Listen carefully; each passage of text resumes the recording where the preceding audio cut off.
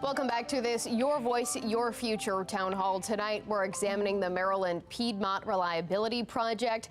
Joining us now is Rob Gramlich. Thank you so much for joining us to talk a little bit about the grid and the alternatives to grid reliability and the importance of having this conversation. Rob, talk to me a little bit about just alternatives to transmission and how all of this works.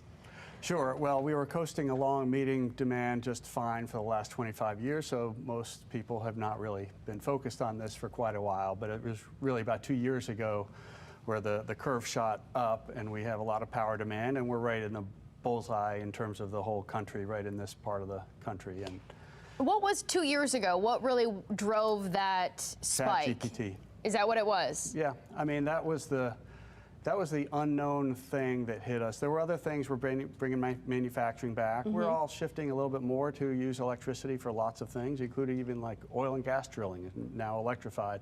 So that was all happening, but it was gradual. Search and streaming from data centers, that was happening, but that was gradual. But when ChatGPT hit, suddenly the load forecast, power demand forecast shot up.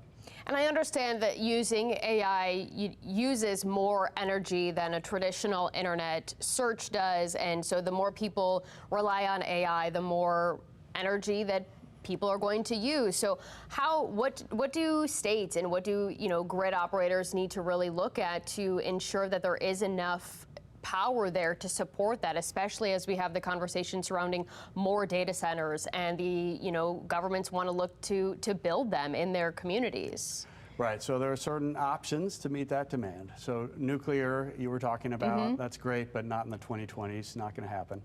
Coal power plants, no new coal plants. Nobody's going to invest in new coal plants. Gas plants will be used to the extent we can manufacture the gas turbines, but those are all bought out through the decade. Not going to, you can't get a new one. Wind and solar will help and contribute as part of a broad portfolio, but not a full solution. No single generation source is a full solution. And then transmission is probably the most versatile of all of the sources because power flows back and forth over the line and across the integrated network, and generators trip offline now and again. It just happens, and the power automatically reroutes along the routes. So, I mean, it is, from a grid operator perspective, it's the best tool to have in your toolbox. There's no question.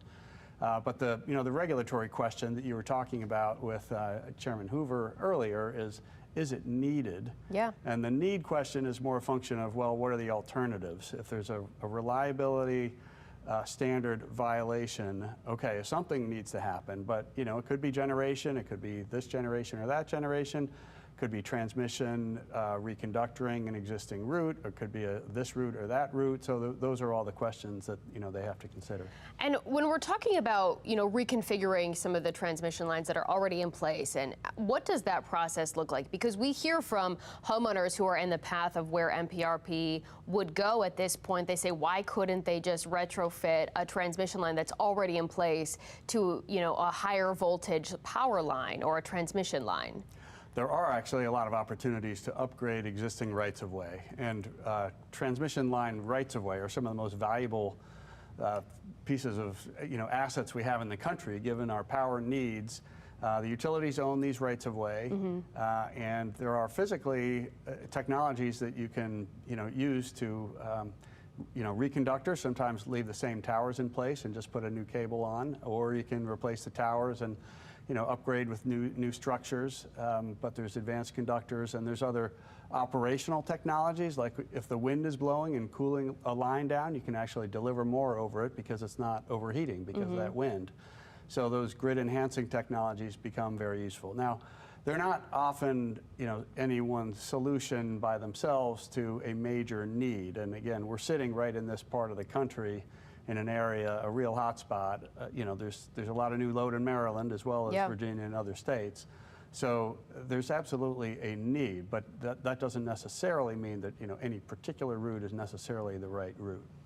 Looking at why this specific project is the one that's moving forward, is it more beneficial for a company to build a new transmission line instead of retrofitting transmission lines that are already in place? Is it more, would they bring in more revenue to their shareholders, or why wouldn't they seek something like that? I mean, there are often allegations in the electric industry that the utilities favor big capital investments because they earn money on, their allowed rate of return on their capital invested. Yeah, I've heard that they make money when they spend money. Yeah, well, I mean, that is generally true. But, on the other hand, of the various capital investments, a new route versus reconductoring an existing route doesn't necessarily make them more money.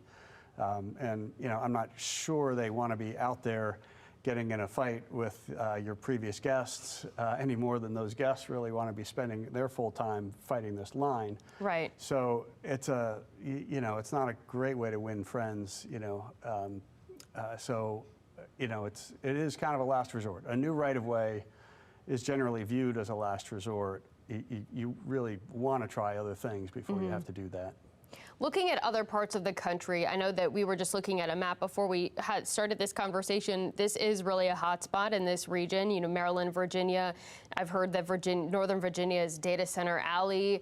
What other parts of the country are having this same conversation, or are we really alone in this? Well, I remember you're a map person, so I showed you a map, but it just came out from the Trump administration, the Department of Energy, looking at power demand and resource adequacy, meaning our reliability needs. And yeah, it was showing this bright red hotspot in this part of the country more than any other part of the country, looking at 100 hours a year of power outage, loss of load hours, if something doesn't change.